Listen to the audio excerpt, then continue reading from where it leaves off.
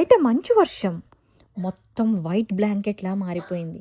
Schools close, playgrounds close. అమ్మ bore కొడుతుంది అని పాప స్టార్ట్ చేసింది.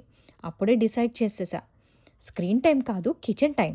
అమెరికన్ ఫ్రెండ్స్తో కలిసి యాప్రాన్స్ వేసుకుని మినీ చెఫ్స్ అయిపోయారు అందరూ.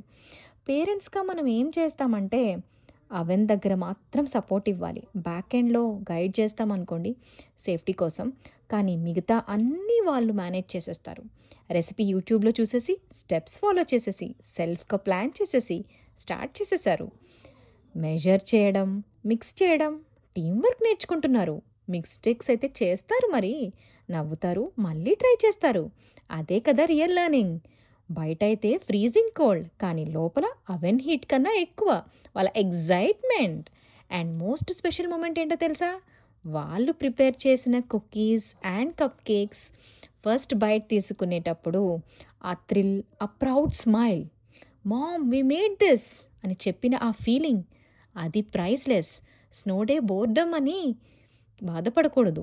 కాన్ఫిడెన్స్, ఫన్, స్వీట్ మెమరీస్గా మార్చేస్తే అదే కదా రియల్ పేరెంటింగ్ మ్యాజిక్. మరి మీరేం చేస్తారు ఇలాంటప్పుడు?